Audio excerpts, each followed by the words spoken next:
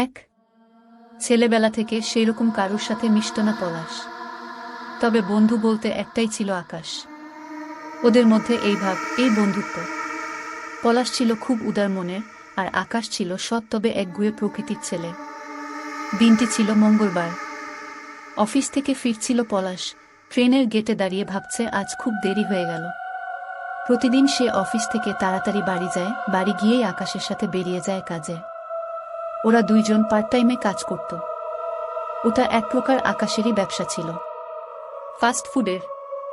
আকাশ খুব ভালো রাখত। প্রতিদিন রাত 9টা থেকে 11টা একটি আদিবাসী এলাকার মিলের সামনে ভ্যান নিয়ে দাঁড়াত দুইজনে।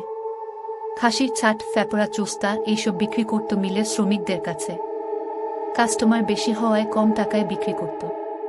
পলাশ আকাশের কাছে অনেকদিন ধরে একটা রিকোয়েস্ট করছে, যাতে ওইখানে তারও একটা ভ্যান দাঁড় করানোর অনুমতি স্থানীয় গ্রাম পঞ্চায়েতের প্রধানের কাছ থেকে এপ্রুভ করিয়ে দেয়। কারণ আকাশের সাথে ওনার খুব চেনা জানা। শুধু পঞ্চায়েত না, মিলের যে বাবুরা আছেন তাদেরও খুশি করতে হবে, মানে ওদের ফ্রিতে খাবার দিতে হবে মাঝে মধ্যে, তাহলেই ব্যাস, যত খুশি ব্যবসা করো।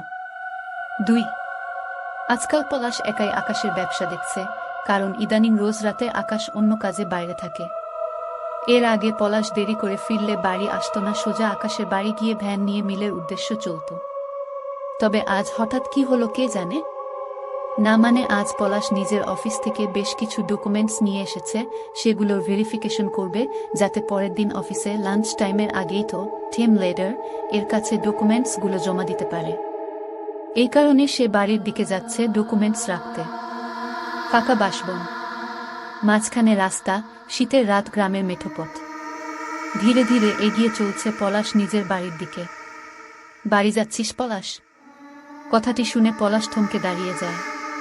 পেছন ফিরে তাকিয়ে দেখে একটি লোক দাঁড়িয়ে আছে অন্ধকার বাগানের মাঝে। যেটুকু চাঁদের আলো আসছে সেই আলোয় পলাশ দেখল ওই লোকটি তারই বাবা। পলাশের তখনই মনে পড়ে গেল বছর 10 আগেকার ঘটনা, যখন সে 18 বছরের যুবক ছিল। একবার বাড়িতে পলাশ ও তার দাদার সাথে মারপিট হয়েছিল। সেই সময় পলাশের বাবা যখন ভাইয়ে ভাইয়ে ঝামেলা মেটানোর চেষ্টা করছিল, পলাশ বেশ জোরে জোরে নিজের দাদার নামে উল্টোপাল্টা কথা বলছিল। এই কারণে পলাশের বাবা পলাশকে কষিয়ে একটা থাপ্পড় মারে। পলাশ সেই দিন প্রথম বাবার মুখে মুখে কথা বলেছিল, গায়ে হাত তুললি কেন? আমার গায়ে হাত দিবি না।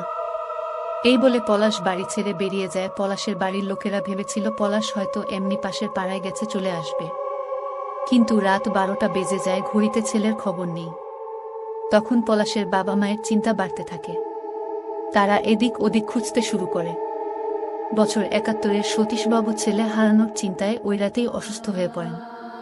তখন পাড়ার কিছু ছেলের সাহায্যে হাসপাতালে পাঠানো হয়, সাথে ছিলেন পলাশের দাদা। পলাশের মা তখনও ছেলেকে খুঁজে যাচ্ছে।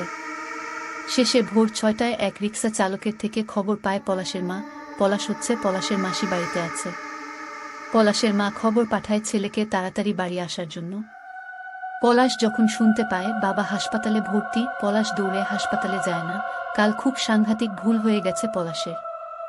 বাবার সাথে ওইভাবে কথা বলাটা উচিত হয়নি। হাসপাতালে গিয়ে বাবা যেই ওয়ার্ডে ছিলেন সেই ওয়ার্ডে যাওয়া মাত্র খবর পায় পলাশের বাবা কিছুক্ষণ আগেই মারা গেছেন। পলাশ একটা শরীর অবধি বলতে পারিনি, শুধু একটা শরীর যার ভার সে 10টা বছর ভয়ে বেড়াচ্ছে। আজ সেই 10 বছর পর বাবাকে সামনে দাঁড়িয়ে থাকতে দেখে পলাশ নিজের উপর রাগ, ঘেন্নায় ও বাবা হারিয়ে যাওয়ার যন্ত্রণাতে কুকিয়ে উঠছে। কিন্তু পলাশের গলা থেকে কোনো আওয়াজ বেরোচ্ছে না যে সে যে 10 বছর পর বাবাকে দেখছে, মুখ থেকে তো বাবা ডাকটি বেরিয়ে আসছে না।